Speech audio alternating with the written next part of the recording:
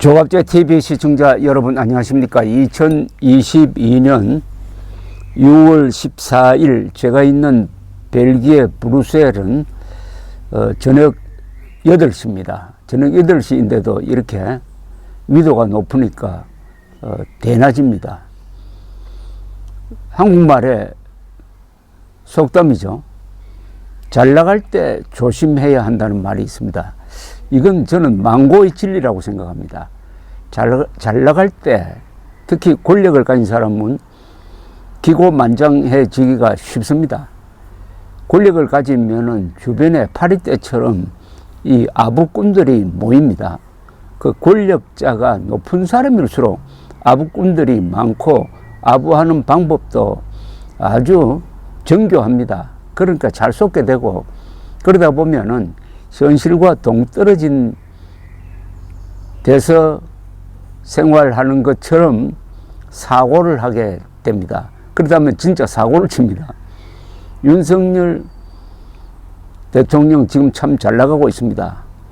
취임한 지 이제 한 달 남짓 되었는데 그동안에 많은 변화가 있었습니다. 특히 한미 동맹이 복원되고 안보 문제에서 문재인과는 완전히 다른 방향으로 이 나라를 끌고 가고 있습니다. 박수를 보내야 합니다. 안보 외교가 가장 중요합니다. 특히 대한민국은 건국할 때부터 그리고 6.25 남침당했을 때부터 이 외교를 통해서 국제관계 속에서 대한민국이 살아나고 만들어지고 발전했던 것입니다. 그러니까 외교 안보를 잘하면은 뭐 70% 이상의 성과를 거두니까 70점 이상 받았다고 봐야죠. 그런데 정치에서는 조금 문제가 지금 많이 생기고 있습니다. 지금 국회가 여소야대니까 이 민주당이 행패를 부리고 있습니다. 그러나 국민 여론이 현재로는 윤석열 편이니까 그것을 뚫을 만한 정치력은 정치적 자산은 있다고 보였습니다. 여소야대를 돌파할 수 있는 힘은 윤석열 대통령이 가지고 있는 거부권 행사죠. 법령이 헌법에 위반된다 또는 이게 국가 정책에 맞지 않다, 국익에 맞지 않다고 판단되면 거부권 행사를 할 수 있고 그렇게 되면 국회가 3분의 2 이상의 찬성으로 재의결을 해야 되는데 지금 민주당은 3분의 2는 안 되니까 그걸로 사실상 폐기가 됩니다. 그러나 이 거부권을 자주 행사하면은 거기에 대한 또 부담도 생기죠. 지금 제가 잘 나갈 때 조심해야 된다는 이야기를 할 때 3가지 점을 지적하고 싶습니다. 첫째, 부인 김건희 여사 리스크입니다. 두 번째는 대통령 집무실 이전과 관련된 리스크입니다. 세 번째는 검찰공화국이라는 말이 나오지 않도록 해야 하는데 검사 편중 인사, 이 3가지가 주의할 점이 아닌가 생각됩니다. 김건희 청와대 이전 그리고 검사 편중 인사입니다. 이틀 전에 이 김건희 씨가 김해 봉하마을로 가서 권양숙 여사와 대화를 나누었는데 그 대화를 읽어보면서 저는 위태위태하다는 생각이 들었습니다. 그 대화를 통해서 윤석열 대통령의 수준이 드러나는 이야기가 그 안에 몇 개가 있었습니다. 첫째, 변호인이라는 영화를 보고 김건희, 윤석열 두 사람이 눈물을 흘렸다고 하면은 윤석열 후보를 대통령으로 당선시켜준 이 보수적 성향의 사람들은 크게 실망했을 것이라고 생각합니다. 그리고 노무현 전 대통령이 통합형 대통령이었다라고 극구 칭송하는 것도 사실과 맞지 않습니다. 노무현 전 대통령은 분열 대통령이었습니다. 이런 이야기를 하니까 그 대화 자체가 그냥 말장난처럼 들리고 겉돌고 이것은 형식적인 만남이고 다분히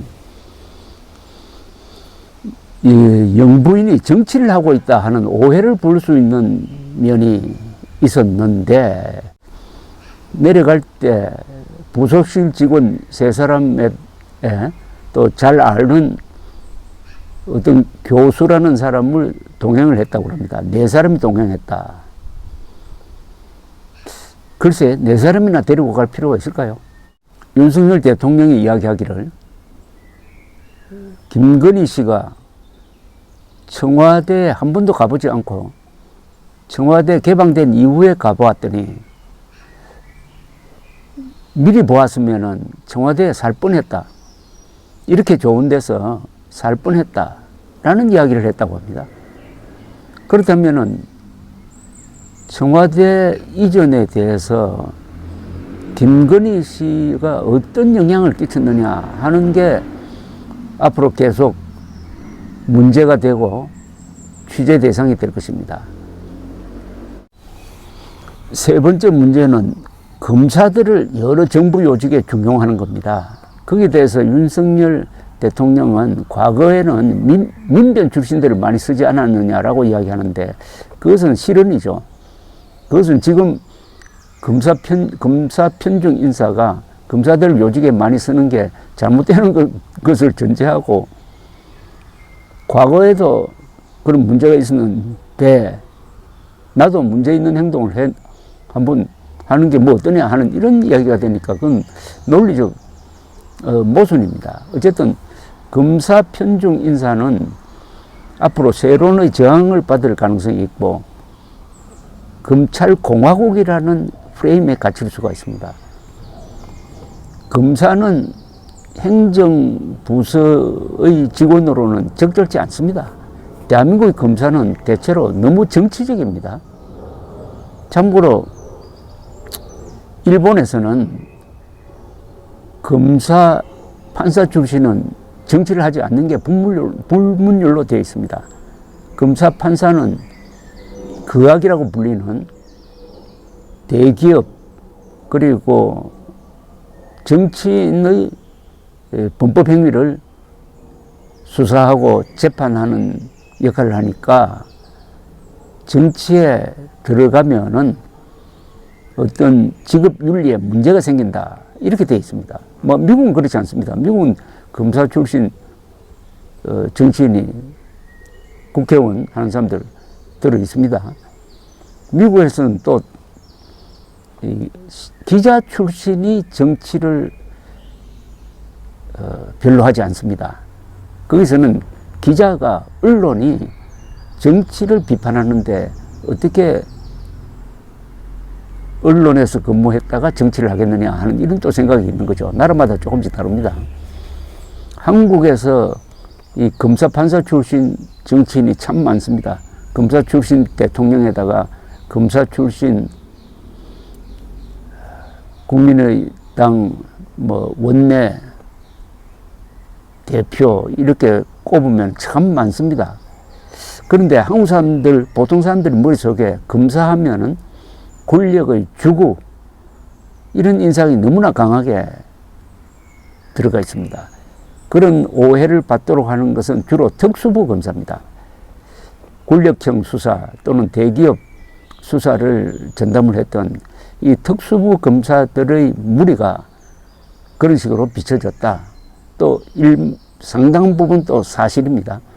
특히 법리를 기술적으로 적용을 해가지고 이명박, 박근혜 두 사람에게 합치면 한 징역 40년 때린 것 아닙니까? 요사이 연쇄살인을 해도 그 정도 중형은 안 때립니다. 근데 두 전직 대통령이 저지른 그게 과연 형사상의 처벌 가치가 있느냐 하는 것도 쟁점인데 이렇게 중형을 때리는 걸 보고 있는 우리 국민들은 아, 검사는 원래 저렇구나 함으로써 사실상 검사 중에서 강력부 검사라든지 해가지고 이 국민 일반의 안전을 위해서 열심히 뛰고 있는 검사들까지 욕보이는 경우가 있습니다. 특수부 검사의 정치 성향, 또 특수부 검사 출신들이 바로 대통령이 되고 하는 그런 모습을 보면서 검사들에 대한 좋지 않은 생각을 갖고 있는데, 이게 어떤 계기가 있으면은 폭발할 가능성이 있습니다.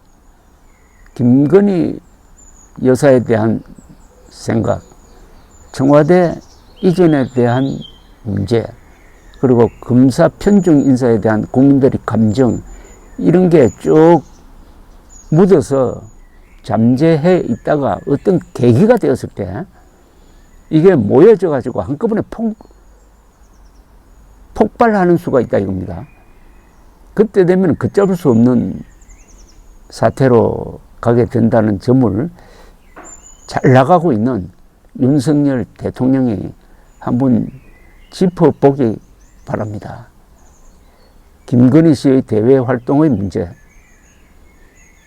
그리고 청와대 이전 후유증 문제, 검사 편중 인사의 문제, 이게 지금은 인기가 있고 또 초기니까 덮여질 수가 있습니다. 그러나 점점 시간이 갈수록 인기는, 지지율은 떨어지게 마련입니다. 시간이 갈수록 국민들이 문재인 정권 욕하다가 현 정권 1년, 2년 되면은 현 정권을 타겟으로 해가지고 비판을 하게 됩니다. 그럴 때 우연찮은 사건 하나가 국민들의 분노를 폭발시킨다는 점을 과거 전례를 보면은, 전 정권의 예를 보면은 알 수 있을 것이라고 생각합니다. 잘 나갈 때 조심해야 됩니다. 인간은 허영심을 가질 때도 있고 오만해질 때도 있는데, 특히 권력자가 허영심과 오만을 결합시켜버리면은 파멸로 가는 경우가 많고, 그것은 셰익스피어의 연극을 굳이 들지 않더라도 세계 정치사의 공통점입니다. 권력자의 허용, 권력자의 허용, 권력자의 오만을 이 신이 질투를 합니다. 감사합니다.